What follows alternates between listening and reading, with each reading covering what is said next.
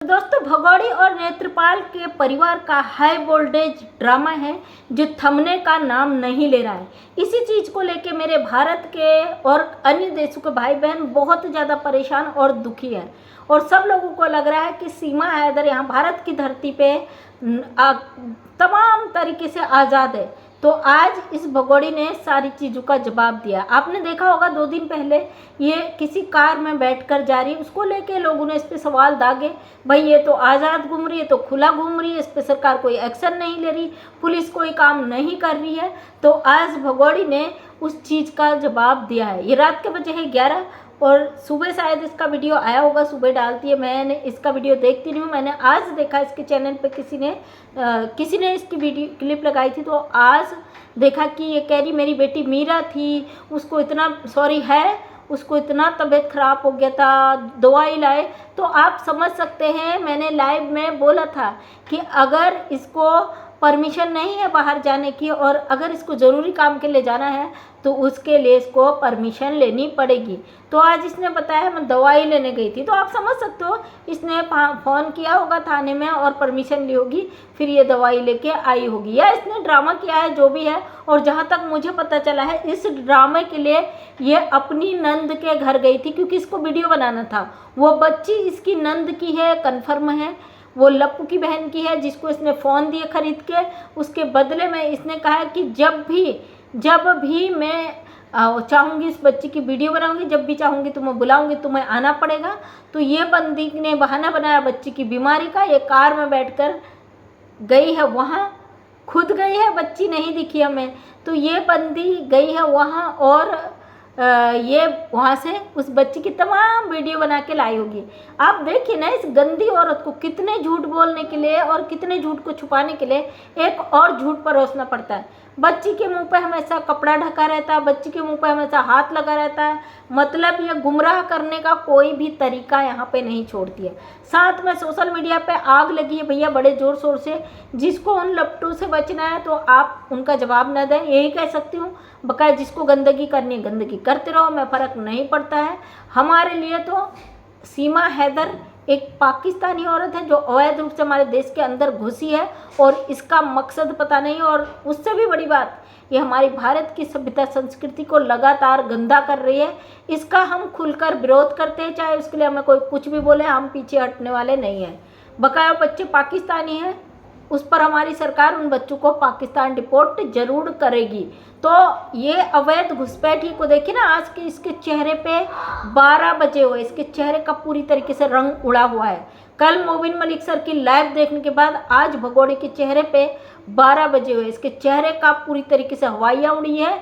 64 दांत वाली ने भी आज उतना नहीं भौंका है जिस तरीके से अश्लील हरकतें करती है, जिस तरीके से 64 दांतों को खोल के यहाँ पे सोशल मीडिया पे दिखाती है।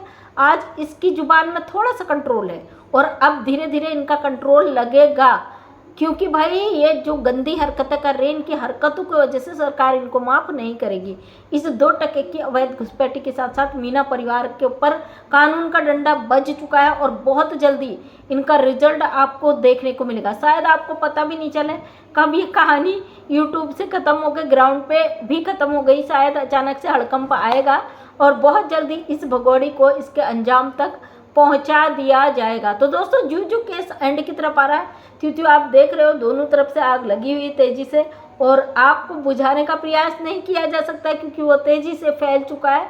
आपने देखा होगा जब जंगल में कोई माचिस डाल देता और तेज सी आग चल जाती ना, फिर उसको कंट्रोल करना पड़ता है, फायर ब्रिगेड को फ़ोन करना पड़ता है, तमाम तरीके से बुझाने की कोशिश की जाती है, फिर भी उसमें सफलता पाने में काफ़ी समय लग जाता है। अब ये केस भी एक तिनके पे, सूखी पत्ती पे आग लग जाती तो उसे रोकना मुश्किल हो जाता, उसकी तरह हो चुका है सेम। लेकिन हमारा तो वही मुद्दा था, पहले भी आज भी वही है, क्योंकि हमें अपनी देश की सभ्यता संस्कृति को बचाए रखना है। इस गंदी गलीच औरत को यहाँ से उठाकर लात मार कर फेंकना है। मैं भारत सरकार से फिर से रिक्वेस्ट करूँगी, क्योंकि भाई हम केवल रिक्वेस्ट ही कर सकते हैं, हमें भरोसा है हमारी सरकार की नज़र में है, निगरानी में है। लेकिन इसकी वजह से जो भारत में जो गंदे कारनामे हो रहे हैं, उन चीज़ों को जब इस महिला पे रोक जल्द से जल्द लगेगी तभी उन चीज़ों पर भी रोक लग पाएगी। इसकी वजह से भारत की धरती लगातार गंदी हो रही है, भारत में लगातार लोग परेशान हो रहे, दुखी हो रहे। आखिर एक अवैध घुसपैठी के लिए भारत की आम जनता क्यों परेशान हो? ये जो कारनामे कर रही, इसका दंड भारत की जनता क्यों भुगते?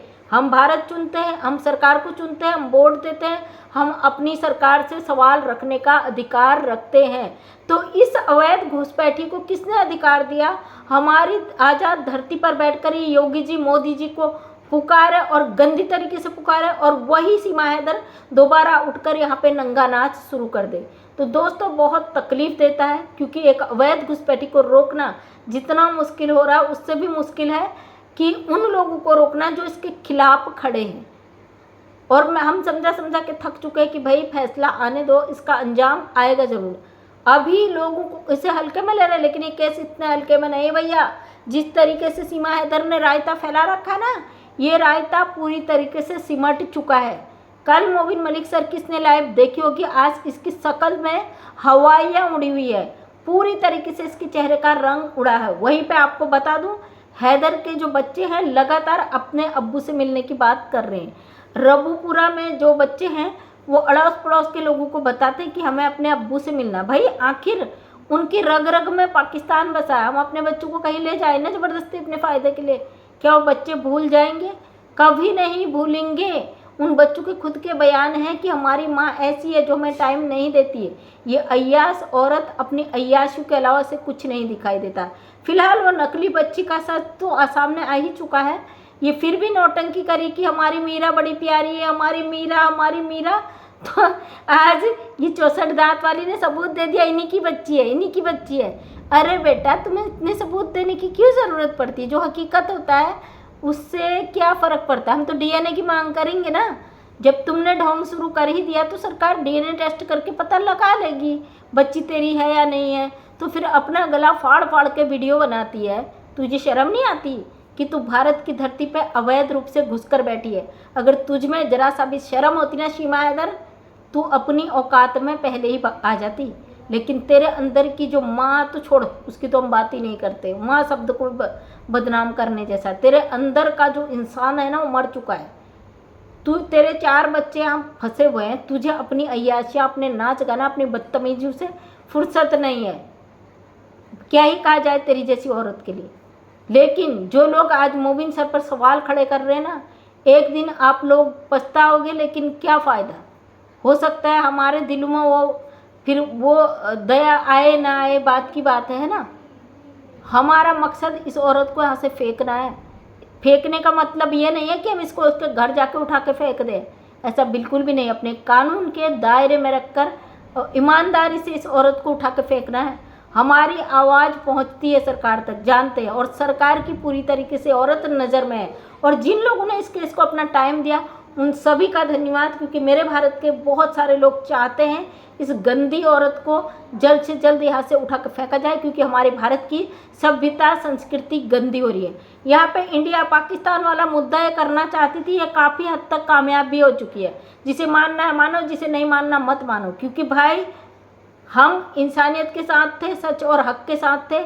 आज भी हम उन 4 बच्चों के लिए बोलते हैं, क्योंकि पाकिस्तानी बच्चे हैं, माइनर है, मासूम है, चाहे उनके माँ बाप कितना ही वो निर्दयी हो, लेकिन हम उन मासूम बच्चों को यहाँ पर हम नहीं चाहते वो अपने मुल्क से बाहर रहें।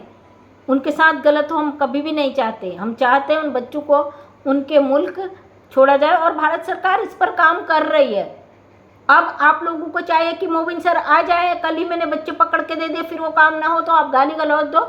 ऐसा बिल्कुल भी पॉसिबल नहीं है। जिसको करना है गंद करिए, क्या ही कर सकते जब आप अपने आप को कंट्रोल नहीं कर सकते। जितना अच्छा काम यहाँ पे मोबिन सर ने किया ना, दुनिया में कहीं भी चले जाओ, अगर कोई कह दे तो तब कहना, क्योंकि कानूनी जो पॉइंट पे उन्होंने काम किया तो शायद कोई वकील नहीं करेगा। जिस तरीके से पाकिस्तानी औरत ने यहाँ पे गंदगी की दुकान खोली है ना, इस दुकान को अगर कोई बंद कर सकता है तो वो नाम है मोबिन मलिक सर। और मोबिन मलिक सर पर हमें पूरी तरीके से भरोसा है। इस सीमा हैदर की खटिया खड़ी बिस्तरा गोल बहुत जल्दी होने वाला है। इसने जितना गंद मचाया है, मैं तो कहती हूँ और मचा बेटा तू। तेरी हर हरकत पे, जब मोबिन मलिक सर की हर हरकत पे सरकार की नज़र है तो तू चीज़ ही क्या है, तू किस खेत की मूली है। तेरी हर हरकत पे, इसकी एक एक चीज़ पे हमारी सरकार की नज़र है दोस्तों। पहले दिन से कह रही थी, आज भी कह रही हूँ, आने वाले समय में भी कहूँगी। और जो लोग इस पे घुसे पड़े हैं ना कचरे में, उनको आने वाले समय में पता चल जाएगा आपके रोल के लिए आपको क्या, आगे नहीं बोलती हूँ, आपको क्या सरकार करने वाली है आपके रोल के लिए। याद रखना, बचाने वाले पैदा नहीं होंगे वहाँ पे। जो ये नेत्रपाल का परिवार है, जो गंदगी की दुकान खोल के बैठा है, जो एक औरत जो अवैध रूप से घुसकर आई है उसके साथ मिलकर पूरी तरीके से क्रिमिनल बन चुका है, तो इन लोगों के हवालात से इनको कोई दुनिया की ताकत नहीं निकाल सकती है। स्टाम्प पेपर में लिख लीजिए आप लोग, दावा कर रही हूँ आने वाले समय में इस परिवार को कोई बचाने आगे नहीं आएगा, कोई भी वकील नहीं आएगा, क्योंकि इन लोगों ने भारत के कानून की धज्जियाँ उड़ाई है। इस चाहे इस घर की औरतें हैं, चाहे इस घर के मर्द हो, चाहे इस घर के बच्चे हो, सब ने हमारे भारत के कानून की धज्जियाँ उड़ाई है। इनका उतना ही रोल है कानून तोड़ने में जितना कि सीमा हैदर का। सीमा हैदर तो अवैध घुसपैठिया है, ये तो मेरे भारत के थे ना। इन्होंने जिस तरीके से कानून को अपने हाथ में ले लिया है, दुनिया की कोई ताकत इनको बचा नहीं सकती। वहीं पे बबीता रानी और उसका पति का पूरा रोल है इस अवैध घुसपैठियों को पूरी तरीके से संरक्षण देना, इनको भारत की धरती पर बैठाकर गंद करवाना। बबीता रानी का जो रोल है ना, बबीता रानी के ऊपर 3 FIR हो चुके हैं। जो लोग कहते हैं कि मोबिन मलिक सर ने क्या किया है, जवाब देने की ज़रूरत नहीं है मोबिन मलिक सर को किसी को, क्योंकि वो अपना काम ग्राउंड पे कर चुके हैं, उनको किसी को जवाब देने की ज़रूरत नहीं है। हाँ, हम लोग अगर आप उनके खिलाफ बोलोगे, हम यहाँ से जवाब आप लोगों को ज़रूर देंगे।